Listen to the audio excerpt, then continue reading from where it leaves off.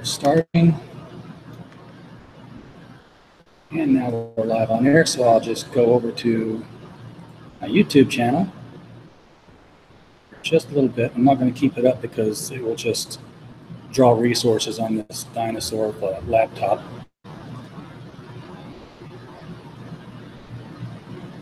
All right, you are live right now, from what I can see. Cool, cool. I'm refreshing my channel page so I can see the screen. And if we have a real emergency, all I can do in an emergency is shut off the spa, which doesn't even exist because they put a floor over it now. But the button's still here. So so you're at a spa, huh? I am at a hotel. You're at a hotel. Yeah, I've been here for a long time now, and we're trying to get out. That's one of the reasons we're trying to use the book as a fundraiser. Interesting.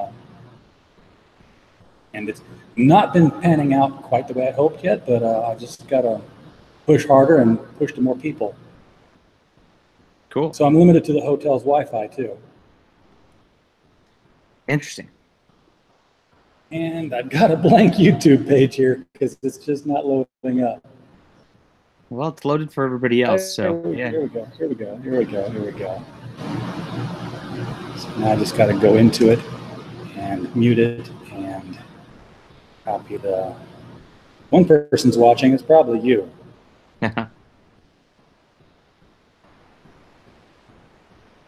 Cool.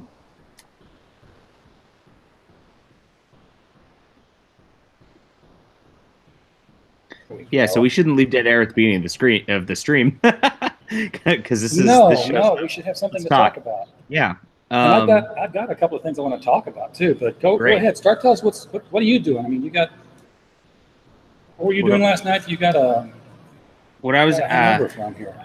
Yeah, the problem is when you mix different types of alcohol. So I started with sake at dinner at sushi. I moved on to red wine. Red wine's very sugary, so that's always a recipe for trouble if you switch to other things. And then I finished off with a glass of a vodka drink. So that you was went around the world in the bar. Yeah, that was it was a bad choice, but I had fun doing it. Bad choice. So, yeah. I should have. What define life. I should have stopped at the red wine. I think if I would have done that, I probably would have been fine, but I did not. So here we are today. That's why my voice is kind of gravelly and I'm kind of low energy, right? Yeah. Every time I try to drink red wine, being a child, I end up with that stupid song in my head, and to avoid that, I avoid the red wine and I just go get myself a beer. Nice. I stopped drinking beer because it makes me sick. Like even just having one beer, I will get very sick from it. So. Oh yeah. Yeah, it's very sad. I've tried the craft beers and all that stuff, and I've determined that I'm really just a Bud Light man. Anything that gets darker than that, I get a taste of it. Nice. Quarter inch in the bottle. That's stuff you avoid. Yeah. Cool. So I got some book information I want to talk about, and one of it I'm sure you're keenly aware of because it dropped yesterday. For me, it dropped the day before that. We'll talk about what's going on with Amazon and Vox. Not a political thing, just a book publishing thing, and what the hell's going on with him getting deplatformed again. Because it's getting kind of crazy with first Archaven and now the book publishing.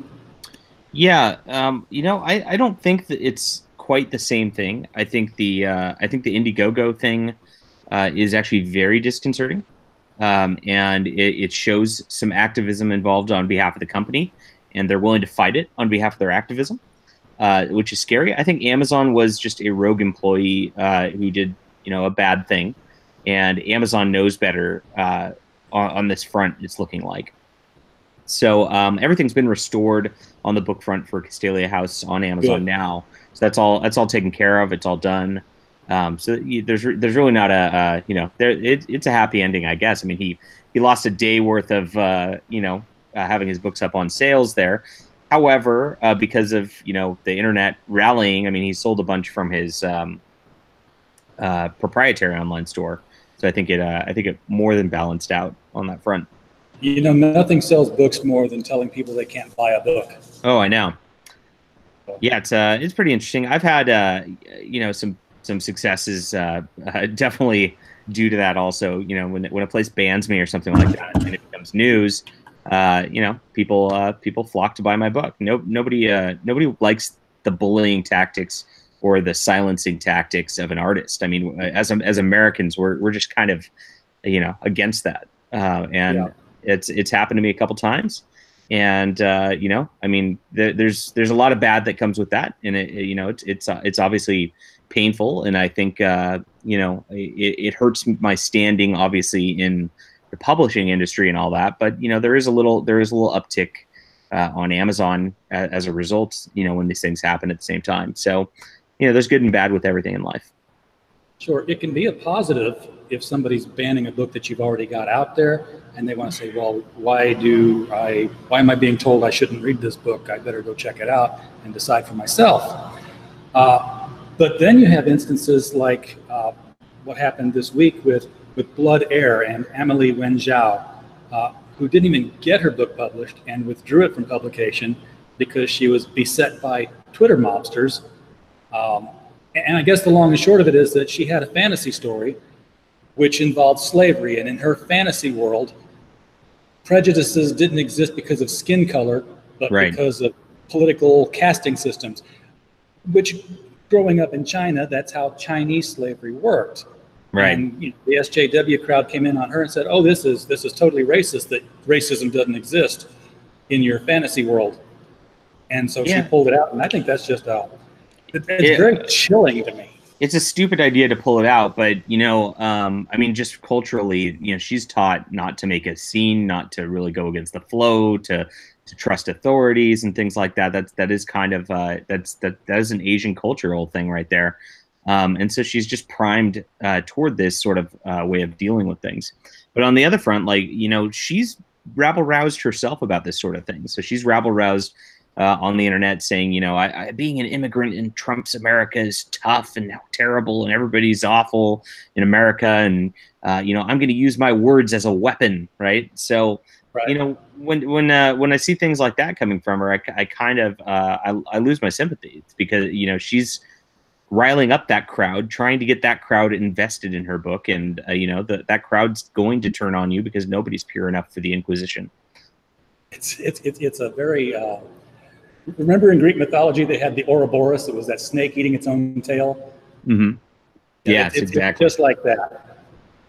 So it's almost karmic, I guess. You know, I don't like anybody's book being pulled or censored or banned for any reasons. But you know, maybe this will, you know, be a teaching moment for her, saying, "Hey, you know, this thing I've been advocating for, it bit me." I don't think so. I don't think I don't see that happening here. So the woman got a very substantive advance to the tune of it looked like about $500,000. So they were going to put that was what the estimated sale was going to be. I think they gave her an advance that was a lot less of that. Yeah. Well, it was a 500. From what I'm seeing on New York Times, it was a 500,000 for the 3 books. So she probably got an advance on book 1, which you know, so it's probably about a third of that. But that's still in the contract. I mean, that's an absurd amount to pay a debut author. They were obviously going to market this like crazy and push it as like the next big thing. So, which you don't get very much as a new author. I mean, they only pick those sort of winners, you know, once every couple years, it seems like. So, she was really on the track, but I think she's, you know, probably very enamored with New York publishing, very enamored with that culture. You know, I mean, it's she's fighting to stay in that culture, I guess.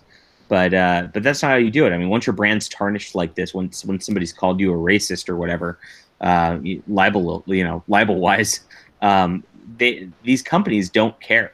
They don't care about the authors at all. You are just a disposable product for them. And so they're going to just turn their backs on her because of this, and her brand's tarnished forever. She gains nothing by doing this, which is what, you know, I wish people would listen, but they don't. Yeah. Now, I thought I read that Delacorte reserved the right to publish it a little bit later, like they were going to just wait for this to all blow over. Yeah. What are your thoughts on it? You think that's ever going to blow over, or is it just going to be stuck? Oh, no. So the mob's riled up. So the mob doesn't actually care. The mob doesn't actually believe there's real racism or whatever going on here. The mob just wanted to destroy this girl, right? And they just went on the internet and got frenzied, got outraged, and just they're outraged. So what's going to happen is she's going to revise her book and change some aspects of it and just water and dumb it down, basically. I've seen this happen before with other authors. And when you do that, you make the product worse and you make it something less less of something for a reader to invest in because it's less personal as an author, right? And right. So the book quality is going to go down a little bit. People are going to they're going to probably pull a lot of their original marketing efforts that they were going to really put into it, so it's not going to be seen by a lot of people. And what they're going to do is probably do a soft, quiet release and go, well, if the controversy's over, maybe people will buy it and like it, and we'll see. But the problem is once they pull their marketing efforts, it's a self-fulfilling prophecy a little bit, and nobody, it's just going to fade in the returns section, and nobody's going to hear of it, except for the mob people. Now, right. The mob people are going to come in, and they're going to leave bad reviews on the book saying it wasn't changed enough, and she's obviously not repentant enough. That's what the mob always does in this sort of thing. And she's going to get stuck, and she's not going to sell very many books, and that's it. I mean, she's pretty toast unless she goes on a marketing campaign fighting the mob. She still can do that, even after this initial blowback. If she changes her tune and goes, you know what, and pulls this like counterculture, I'm a bad girl and I don't care sort of attitude, people are going to flock to her, and that's really her only out at this point. I just just from what I've been reading on Twitter, I don't think this girl has the personality to do that. I've been hearing that this isn't the first time that this has happened in the YA industry. It's almost like YA novels need a YA gate. Maybe she can break out and be the leader of something like that. Yeah, there's a lot of this kind of thing that goes on in YA. I started following a gal on Twitter. Her handle is Problem Reviews, because problematic, right? Because they always call these books problematic. So she just decided, I'm just going to buy and review every book that is, quote, problematic. And so she would actually go and defend the authors and read the authors that you're not supposed to read. And so I followed her. She was very active for a while. She kind of just dropped out of Twitter over the last 6 months or so. But I would see a new one popping up, like once every couple weeks. Like once they got outraged and got over it, they moved on to the next one, and that's what they seem to do. They remind me of locusts that just come in and swoop in on a field, and once the field is gone up, it's time to go find another field, and you can plant, and it'll be a long time before the locusts come back. Yeah. But they feed like that. So on the outrage of it. And I've been there. I've had outrage mobs against me, obviously, multiple times. Sure. And I just don't give in to terrorists. If somebody wants me to bow to that kind of social pressure about anything, I'm just not going to do it. So it's, I'm a bad target. Well, it seems like, and then we can talk about that for a little bit now too. It seems like there's a taunt going on. For the longest time, and I hated watching it because I always said, this reminds me of when mommy and daddy fight. Gave me bad feelings because I liked everybody.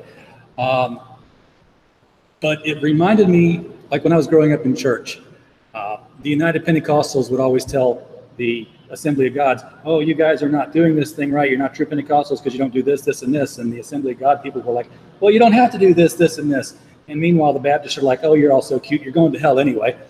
And it was what was going on in Comicsgate. It was like, well, you guys aren't Comicsgate because you ascribe to this, and we don't want that associated with us. Yeah, well, you guys aren't Comicsgate because you actually are going out and harassing people.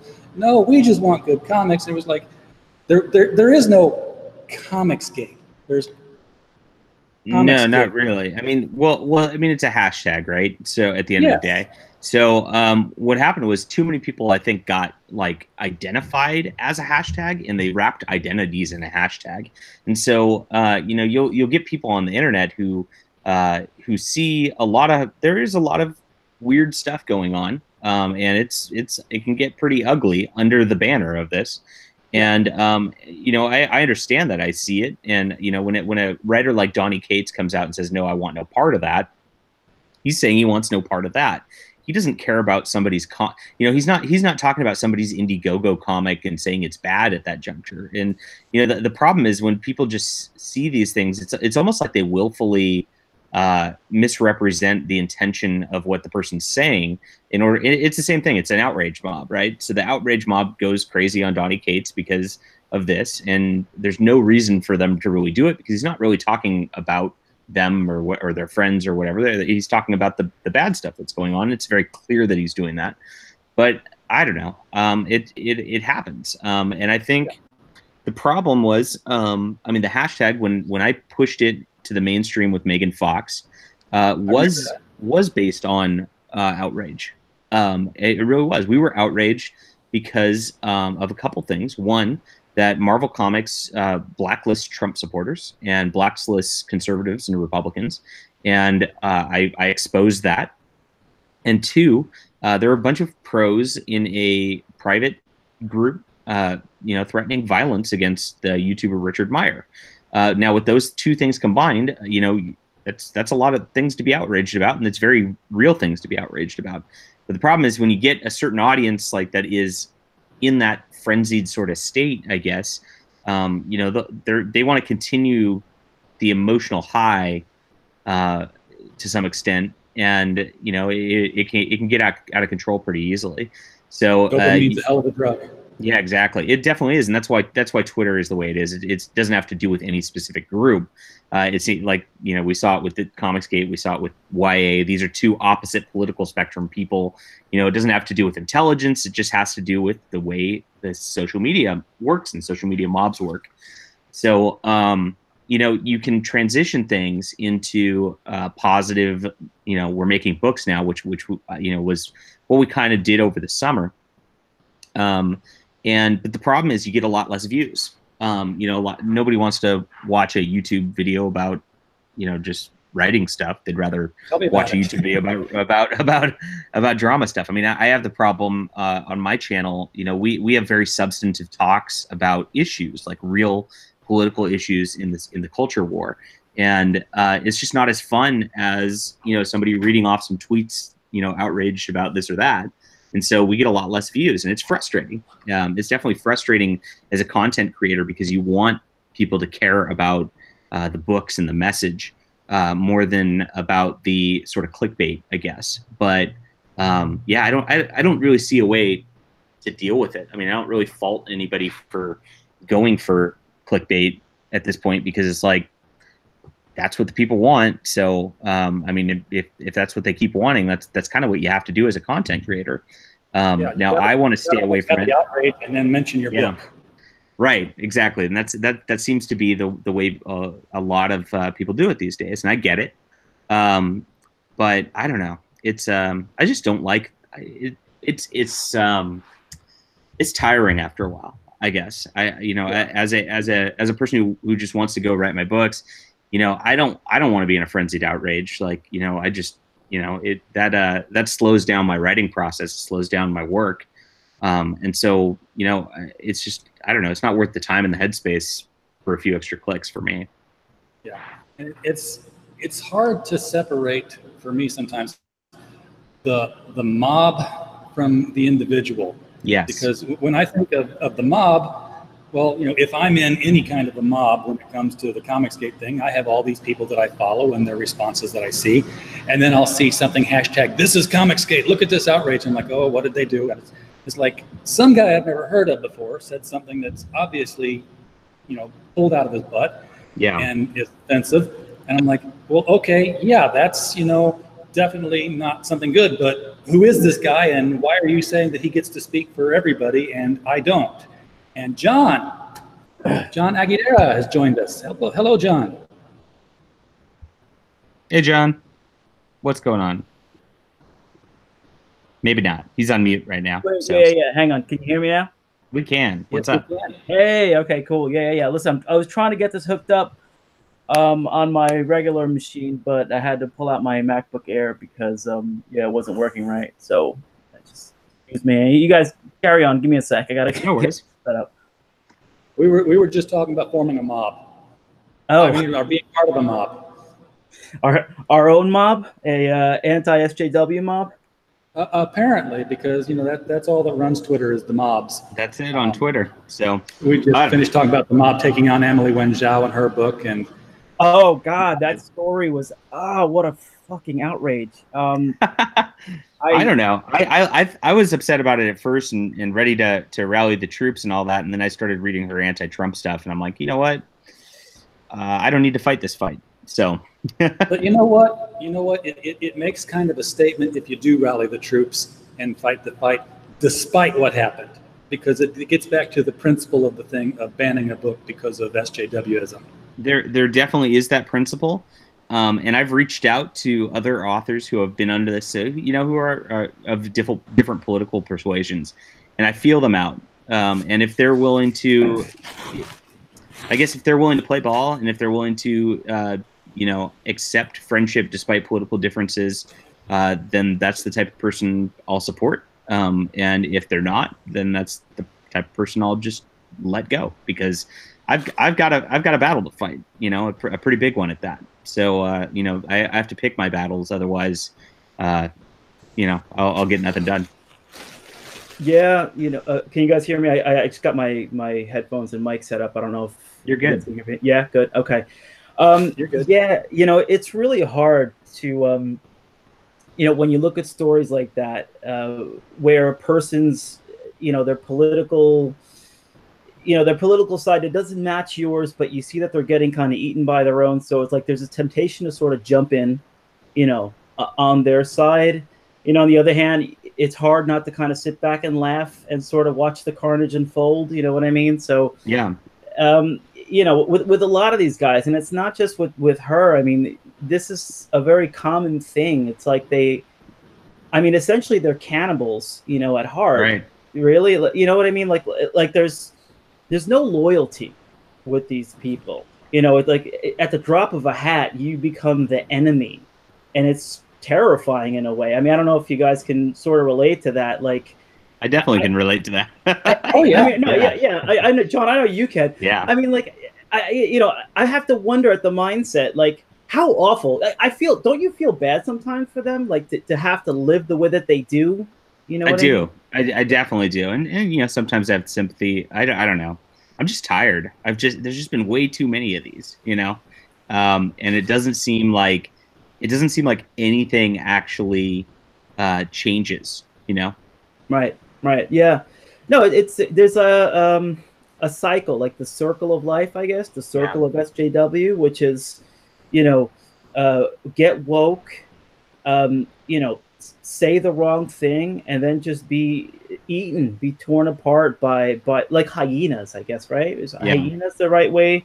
Actually, no, I'm sorry. Do hyenas have some loyalty, don't they? Don't they occasionally fight for each other? Because I think they're worse than hyenas. I'm trying to come up with a better analogy. Crab bucket, right? Crab bucket is the right one.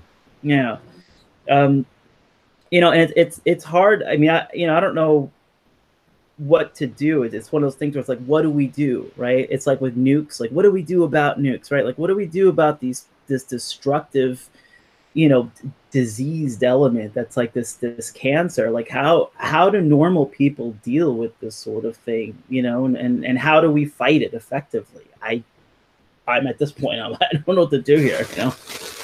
I think that's what publishing is about. I mean, just making your own stuff and not bowing to it, and just saying, you know what, my stuff's going to be out there and my stuff's going to be different, and I don't really care what you think. I think like Critical Blast is doing. I think is a great thing. Hey, that's a beautiful patch there. I got one of those too. Coming soon. It's I'm making my own hat. I got myself a little. Yeah, I'm gonna iron this sucker on. I'm gonna run around with this fucker going. Rock on. Listen, in New York, that's basically like running around with a sign that says "Kick me," like right on your forehead. Basically, it's that's what we're dealing with out here. The difference is this isn't the 80s New York anymore. Because in the 80s New York, if you wore something provocative, with the equivalent of a kick me, you'd get kicked, 10 out of 10, right? These days, you walk around the city and it's like a bunch of skinny jean wearing, soy latte drinking, these fucking pussies walking around. You can walk. I mean, I don't, I hear stories about people getting assaulted with Trump hats and Trump gear and stuff like that. And in New York, I mean, outside of maybe like some, I don't know, dirty looks and with loud whispers, I guess, aggressive whispering, I haven't really seen any sort of aggression. I don't know. Well, I was in St. Louis, University City, and this was pre-election. I had on a Trump 2016 shirt. There's nothing provocative on it other than the name and the year. Right. That was it. And we were checking out at the bookstore. We'd go there all the time. They knew us.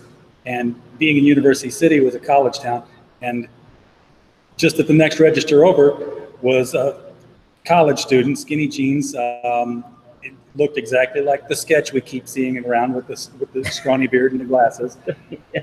And my boy was 8 years old at the time, and he was checking out with me because he needed some air conditioning and HVAC books. Mm-hmm. Don't ask me why. That's what he reads. He reads nonfiction, and he wants to build things. Okay, God bless him. He's 11 now. I told him, get a trade. Don't worry about college. Get a trade. Exactly. But I'm checking out, and I hear this shouting, and I look over, and the guy is making a beeline for the door and the exit with his bag. And it took me a second to realize that what I just heard was, "You're a Nazi, and you're teaching your kid bad morals." What happened there? Yeah. And the cashier looked at me like, well, that was a little uncalled for. Yeah. Yeah. I don't think they, I just don't think people see the irony of, talking to somebody and screaming fascist at them and trying to shut them down is really fascist behavior, So, yeah. What can you do? Yeah. The funny thing was I bought my son. My younger son is 15 now. He's in high school. So I bought him the hat, the Make America Great. I bought him the camo hat. I love the camo hat with the orange print on it and everything. And at first I'm like, listen, I go, look, be real careful. You're gonna wear this to school. Kids might try to get up in your face. I mean, he goes, oh no. He goes, no. We all love Trump in school. I'm like, wait, really? And I'm starting to realize, I'm starting to see that that the younger generation, I mean, I know it's like, as many times as I lose hope, and going on Twitter is a really good way to lose hope really quickly. You look abandon all hope, dear. You're like, holy shit, we're doomed. Oh my God, But there's that meme where it's like strong men make good times, and then weak men make, how it kind of just degenerates right into like Rome basically burning. And I look at Twitter and I'm like, holy shit, this happening in real time. The meme is happening in my feed, in front of my face. I see the burning, beginning. But my son's like, no, I don't have to worry about that. We have people playing memes. I don't know if you guys heard of this guy, Placeboing. He's on YouTube. He does the remixes. He did the remix of Obama doing the if, and all that stuff, right? This one guy, he makes these amazing remixes. And these kids just play this all over the place, and they love it. And they just exist to trigger. They think it's funny to trigger people, which is hilarious to me. They think misgendering is the funniest thing. I was like, misgender, like, how do you misgender? You have, you have the kindergarten cop thing. Girls have a vagina, boys have a penis. They think that that's, hilarious that anybody could even do this. And it gives me so much hope, and it warms my heart to see that at least in the future, that there's a chance that this insanity may burn itself out and come to an end. I mean, what signs have you guys seen, is out of curiosity? Because I've seen a couple this is somewhat coming to an end. And the sign that I'm going to use is, Vice. I think yesterday the news came out that they're cutting 10-15% of their workforce, including my ex-girlfriend. Yeah. So you're not there. What do you guys see anything happening that I don't see, especially in the comic book industry, that's really indicating that the great dying off is coming? Because that would be very encouraging to hear. I don't know that it's a great dying off so much as it's a pruning. You know, when you have a tree that's allowed to grow wild and you don't prune it back, well, then the fruit gets sour and not correct. It doesn't grow right. And I think when you start pruning it back, that's when it grows better. I think we can see DC has started to prune back just a little bit, and hopefully it's going to affect their stories. I mean, I didn't see a whole lot happening in DC the way I see in Marvel, where it was really pushing an agenda.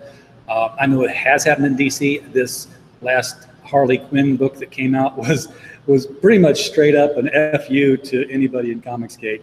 It was just a story written totally about Comicsgate. I would not have been a bit surprised to see Squirrel Girl run into one of the panels. But by and large, I think that DC just wants to survive in the industry, and hopefully it's going to help them do that. Now, Marvel, on the other hand, has said, "Oh, you pruning? Here, hold my beer. Watch us throw some Miracle Girl on the bottom of these plants here." Right. Because they're just putting out X this, X that, and if you've seen that last X-Men promo, they're just drawing them like IKEA instructions now. I saw bad looking, very, very ugly, incredible. So I don't know what they think they're doing, but with Marvel, everybody knows that the comic book solely so that they can show use of the characters to allow them to trademark the characters so they can make money with them out of lunchboxes and T-shirts and now movies. But for the longest time, it was just, the stuff you could collect that was not the comic book, but sold for a higher price point. Right. It's the reason I asked in particular is because I have completely, I'm done with DC. I'm done with Marvel. Outside of the movies, the TV shows I left behind, Punisher season 2 didn't even bother. Daredevil season 3 didn't even bother. And when they first came out, I was like all about it. And as far as the movies go, out of curiosity, I'm morbidly curious about Captain Marvel. Of course, I have to watch Infinity War Part 2 because, just to finish it. And I think from that point forward, that's going to be the end of my dollars going towards Marvel, completely. But the movie side, in the TV side in particular, with the new streaming service, it's going to be going, gangbusters for a while. But their print side, I mean, how much longer do you guys think they have, time wise, before you see the 10-15% start hitting them, with BuzzFeed and all that? Like what do you guys think there? I mean, you guys have a better perspective than I do.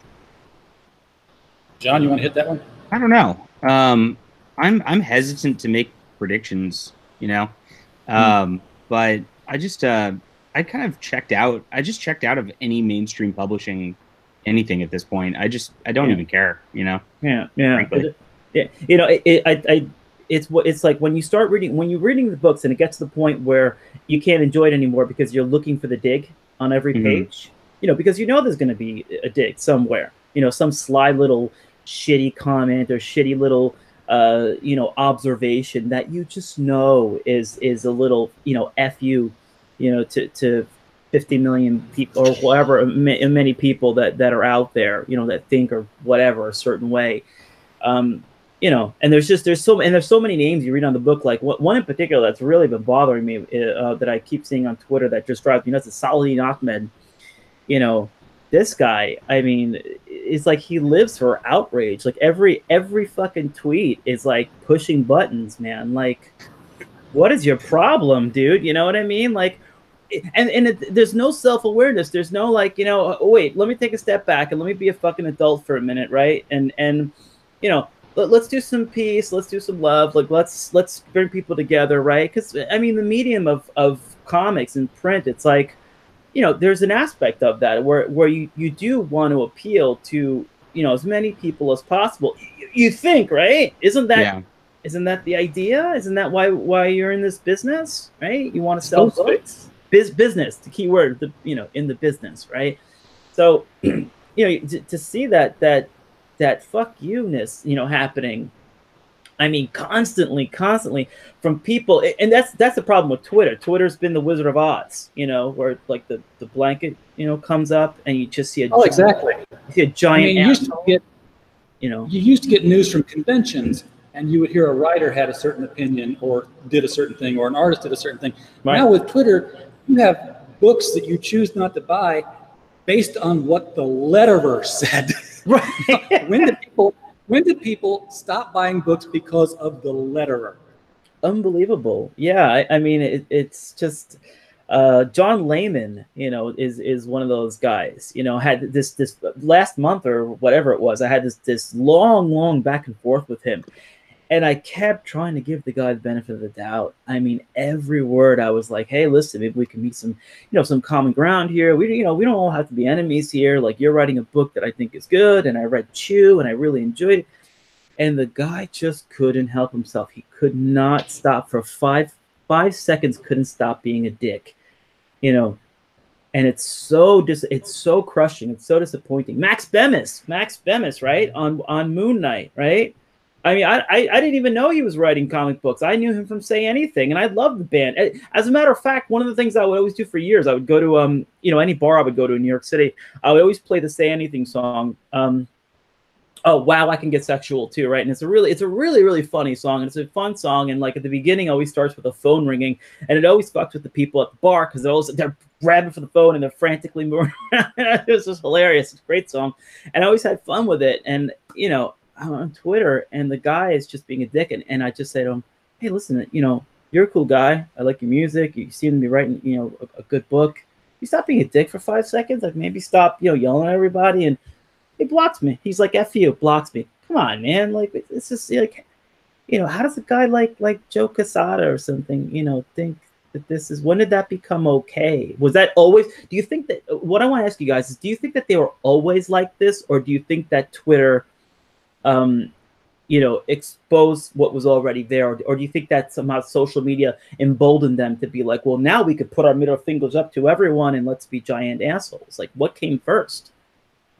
Well, I think a lot of the comics industry folk, from what I've seen, kind of get inflated egos just from the convention circuit. So if you look at artists in particular, artists are people who are, they stare at an artboard for 10 to 12 hours a day. I mean, so they're locked in a room just going like this for 10 to 12 hours a day, like very little interaction, I mean, that, and to keep up with a monthly comic, you gotta be doing that every single day and nothing else. It's a rough lifestyle. And so the only time they ever get out and interact is at these conventions where they show up at a table and they're treated like they're just absolute rock stars, right? So you get an ego at that point, right? And you get a sort of inflated self-worth that, like, you're better than these people because the people you interact with are treating you like you're better than them, right? So I think it stems from that, and then you roll on social media, and the fighting's just always going on. The psychology of that lifestyle plus social media just is a recipe for disaster. Right. Now, I want to kind of go into a different topic here for a minute, and I want to talk about some of the Twitter beef happening in between, in the infighting happening, because I'm keeping my eye on it. And on the other hand, it's one of those things where it's like, I don't really want to be a part of it. As of now, John, you in particular want to ask, how do things stand with Ethan? How are you? I mean, is there a common ground here? Like, are we? Yeah. I'm chatting with him periodically, via DM, and we had a good phone conversation. So, I mean, I noticed, it's just, it's one of those things that it's like, I mean, except for like a very small amount, tiny differences, it's like, we're pretty much on the same page for the most part. You know what I mean? Yeah. Like if we're at a convention, right, and like, I don't know, Mark Wade's on the other side of the room, acting like a freaking maniac, right? I mean, I'm gonna jump to your defense. I'm gonna jump to no. Go ahead. Or yeah, 100%. And same thing. I mean, if I see somebody mistreating Ethan or whatnot, at a convention, and we're doing that, I would do the same thing. So yeah, I mean, we're chatting. I think we're all on the same page, and I don't really think there's much going on there at this point. Nobody's really bothering me anymore, so it's good. Yeah, yeah. Go ahead. I'm sorry. No, so we have detente. Right. Water's a great idea, actually. I'm glad to hear that. Glasnost. Mm. That's good to hear because you know, a lot of good guys out there. There's a lot of moral panic happening. You know, I'm noticing, um, and we have guys on I'm gonna say, you know, our side, I guess, right? Getting triggered, Yeah. that word again, so easily by the stupid, you know, Vox Day. Fuck care, who cares? I don't know. I mean, what's the big deal? He's you know, He's a guy. he's just He's a making guy. books. Yeah, making books. He's not even on Twitter interacting with anybody. So it's like People he act like he's the next doesn't. coming of Himmler. Leave him I alone. know. Come on. What? He's some guy. What is that? He lives in Italy or something, right? Like, who even? I mean, what's the big Some guy spending most of his day programming video games in Italy. You Right. know, so it's like that's what he does. And every time somebody you know, calls somebody a Nazi, I think about how much they're basically belittling the death of millions and millions of people. yes, Because, I agree. Because killing millions and millions of people is the exact same thing as wearing a red hat. Right. Right. Yeah. So Right. so yeah, when I see that and when I see that sort of rhetoric directed at people on the right, you know, I immediately am opposed to that. You know, I do not want the Nazi white supremacist whatever directed at people on the right because those are our allies, those are our friends, no matter you know, no matter what. Right. And you know, I mean, we've got Governor Northam, you know, KKK man himself. Oh boy, what a story. You know, I mean, those are the people we want to be directing the rhetoric at because those are the people actually, you know, who are racist and crazy. So let's right. let's focus our fire. You know, Mr. Coon Man himself. That pretty unbelievable. Yeah, that's crazy. And then you know you've got the people who hate billionaires because they have money and I guess they don't. And this was one of Saladin's tweets the other day was, you know, something about jerk millionaires are never going to share their money, so why should we be nice to them? And I tweeted back to him, and of course I got no response, and I didn't expect one. So, you know, Mr. Perlmutter is worth $4.3 billion, and he signs your checks. Where are you without him? Oh yeah. 100%. Not only that, he's a huge Trump guy. I mean, how do they, you know? I have to wonder the cognitive dissonance. You know, what do they do in their heads? You know what I mean? Like, do you think they get a paycheck and they just re-edit for like an hour, and then they just cash it in rage? They put their thumb over the signature until they drop it in. Yeah. I mean, you know, it's hard to understand. You know, it's hard to understand too. I mean, I guess it just goes to show how out of touch Ike is with his divisions within Marvel. Because you think if he was aware of the insanity going on, right, representing his company, you think that he would. I mean, I don't know. Do you guys think he's aware of it, or do you think he just doesn't give a fuck? Like, I'm sure he's aware. Maybe he's actually a person who says you can believe what you want to believe as long as you do your job. Because God knows we have too many people who say, you can't believe this and be allowed to do your job because I'm going to call them up and tell them that you believe something. I mean, the funny thing about it is that, you know, are they doing their job? That's well, they're putting out books. And that's their job. And they can say, well, hey, you know, it's not our fault if people don't buy the books. That's why we put, you know, X bajillion books out there with an X in the front of them because it's all going to be thrown against the wall. And we're hoping that one or two books stick and put us in the black at the end of the year. I mean, I suppose, you know, I guess so, you know, and I guess the onus falls on the editors, really. I mean, the guys that keep giving people like Cena Grace Iceman, you know, 10 times, right, at the end of the day. Well, I think what the editors at Marvel are mostly focused on is beating their Candy Crush score because God knows they're not looking at books. They're not looking at the sales numbers, are they? You know, or they're looking at it like this. They're like, oh, looks good, guys. Everything looks good. And I got to say, you know, that's as much as I love DC, editors there have been dropping the ball as well. Who has not seen that panel of Batgirl in the last 2 weeks standing in her bathroom? Yeah, it's pretty rough.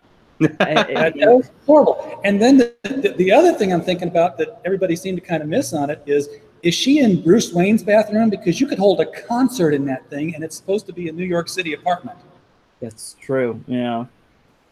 I think more so than that, the thing that really got me with DC was the Poison Ivy cover debacle, you know, which was which was just so silly to me. You know, well, you know what? They attacked that cover because they knew they could. Because it wasn't that long ago that they attacked the Batgirl cover with the Joker's smile on it, which would have been a very impactful cover based on her history with the character and her having been disabled by that character. That should be a very frightening AF cover. But no, it wasn't emotionally validating to the hero, so she had to have a better cover put on there. Right. Wow. Okay.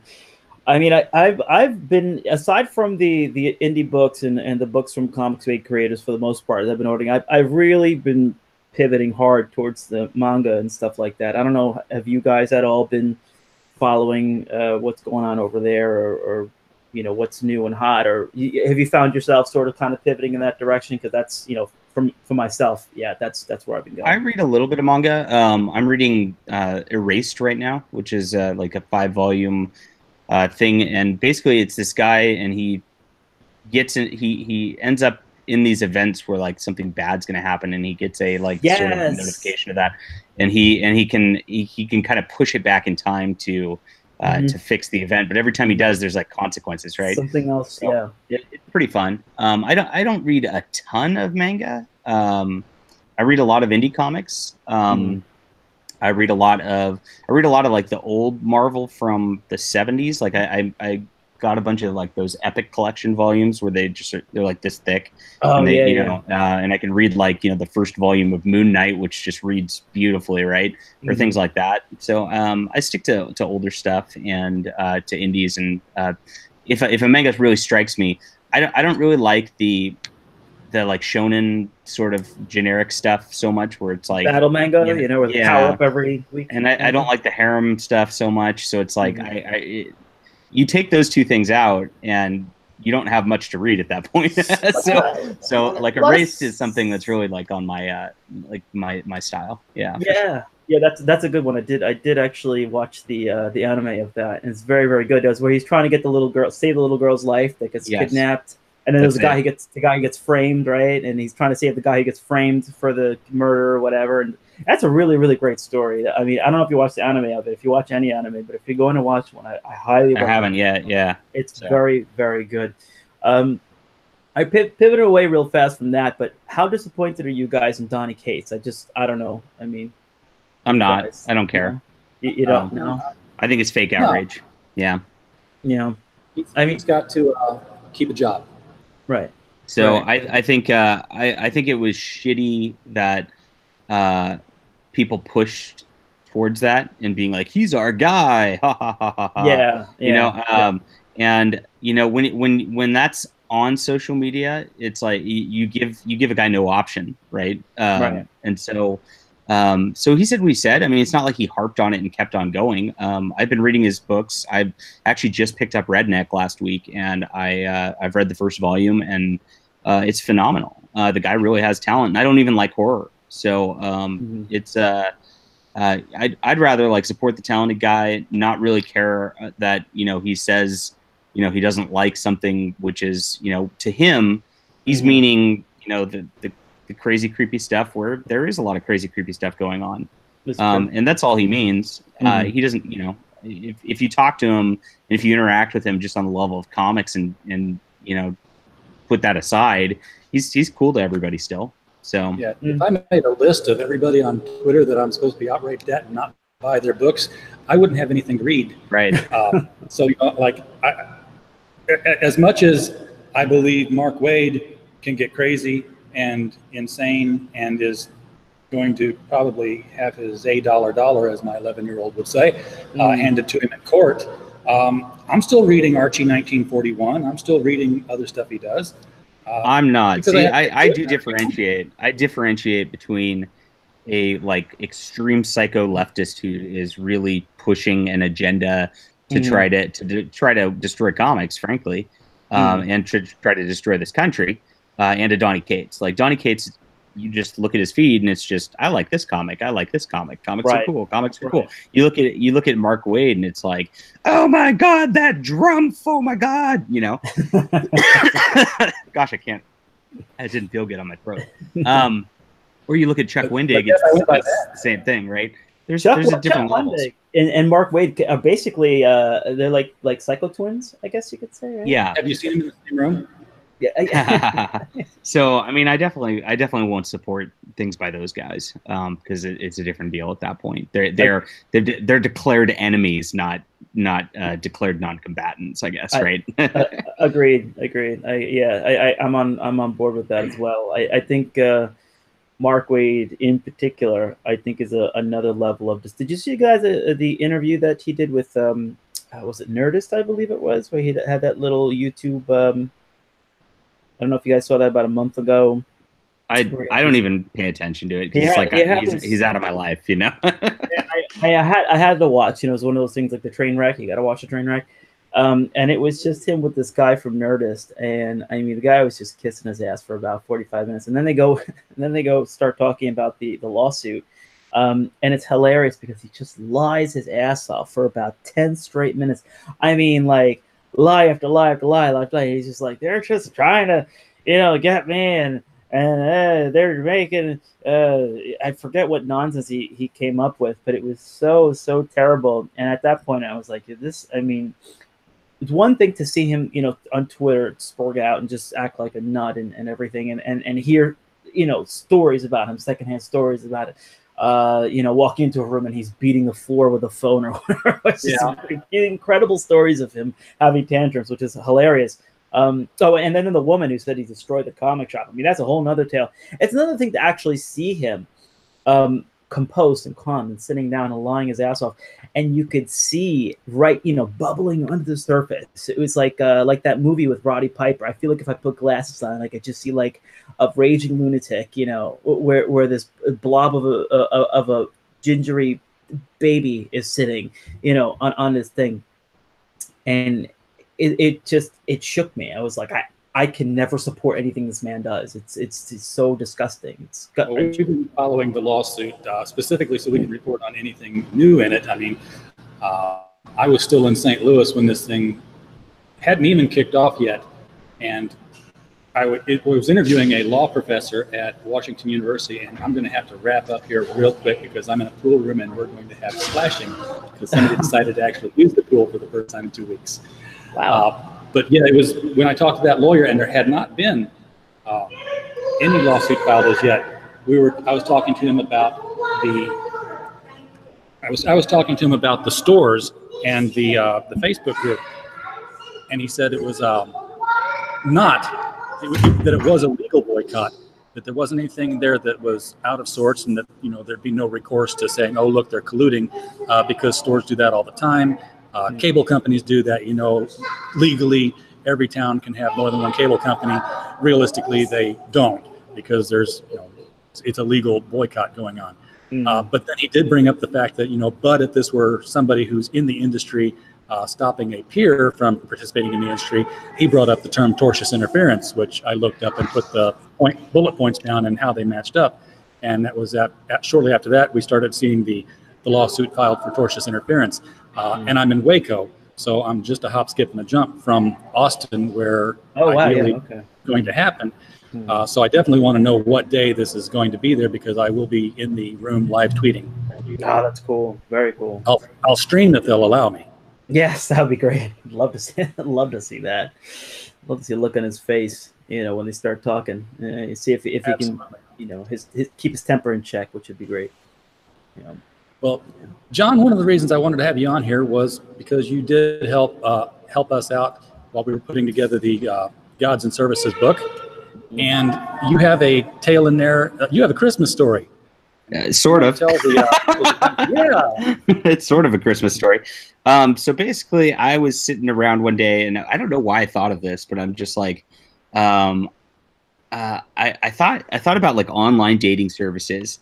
And then I'm like, the context was very weird, but the story ended up being about a sort of monster online dating service. And so Krampus goes on there. If you don't know who Krampus is, he's like a Germanic figure, like demonic figure sort of thing that goes around and for the bad kids don't get Santa Claus. Krampus shows up and delivers them coal and tortures them and things like that.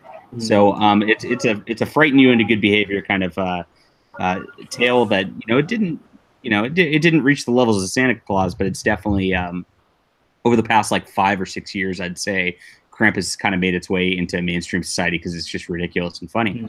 And so I imagined a guy like Krampus gets pretty lonely. So he goes on an online dating service and hijinks ensue, and that's sort of the onus of the story. It's it's a pretty degenerate story. I'm surprised you published it. But don't mind degeneracy. That's not a problem at all for us. So it definitely is rated R. Do not let children read it for sure. I mean, I went there.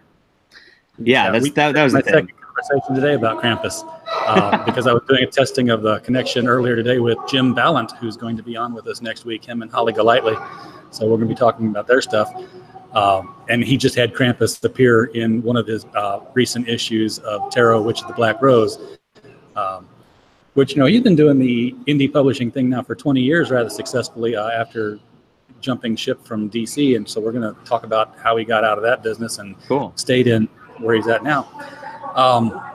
And for our viewers who are coming back or catching us on the replay, Critical Blast is trying to raise money to move. This is not a home, so we have to come up with some money, and we're on pretty tight deadline. We have to have 4,000 by the end of February, and we have to have the other 6 by the 1st of March. We are on track to fall $700 short right now at the end of February. So if you are interested in reading Jon's story, and we have stories from other established voices as well as from some new voices around the world, Gods and Services is available on Amazon, and it is the link is in the description. The conceit is that all these old deities who have nothing to do anymore, have nobody worshiping them, are out for hire. And there's an old curiosity shop that appears where no shop was before and disappears when you look for it again. And if you buy something there, more than likely it's going to be attached to a god, and that god is now committed to helping you, whether you want him to or not. So please do click the link on that, folks. If that doesn't work for you, there's a link to our TeePublic store where we've got some great designs. And of course, I never wanted to set up a GFM or a GoFundMe for this, but we do have a PayPal tip jar. So, I've got the tin cup out now in case you want to drop some coins in there and you didn't want to buy something. Good stuff. All right, guys, thank you for joining us. Yes. Jon, I had a question I didn't get a chance to ask you. Sure. And it's about publishing comic books. I know a couple of months back, IGG ended up dropping Archaven. What's the story right now with that? How is Archaven publishing, and how are they recovering from that? They've got their own store where they've released stuff. It's archavencomics.com, and my books are up there and available for both in digital and in print. You can get them immediately. It's pretty great. And yeah, it's still just trucking along. So they did a separate crowdfund. They kind of did it themselves, sort of thing, to fund the book they were trying to get done. And it was very successful, about $130,000 raised for the single graphic novel. And yeah, it's just trucking along, and they're doing great. Oh, look at that, my man! Look at this. Yeah. Make sure to pick it up, people. Good stuff. It's a copy of my Madman special. I just released that directly to Amazon a couple weeks ago. I love it. So Archaven, we're really doing a lot. We're doing a lot on the front of just distribution, like Amazon and our own store. And as you see, we're also upping the quality, because comic paper the floppies are designed to just like be very disposable and get destroyed easily. This actually uses the cover uses actual like thick book covers like I use on my book books, so it's a lot more robust, and it's not which I like it a lot. So it feels this is solid. You could do some damage with this. Yeah. So awesome. That's doing things on a lot of different levels. So I don't know. For my next volume, I'm looking at Indiegogo. There's a lawsuit going on right now with them. I'm kind of waiting to see what the fallout is from that before I launch my Flying Sparks Volume 2. And that's a wait and see kind of thing for the moment. It's I want to get it out there because it's pretty much done. Cool. So I'm ready to get it going, but I don't want to use that platform if I don't have to, if there's an issue there. Yeah. Right? So we'll see. Sure. Yeah. All right. Well, I'm going to head out to Amazon and pick up the first volume of Flying Sparks because it's missing from my collection. Thank you. I have it. It's great. All right. Very good. All right. Guys, thank you for popping in. And I'm going to get off here before it gets any louder so people can enjoy the pool. Good luck. All right, guys. Thank you, guys. All right.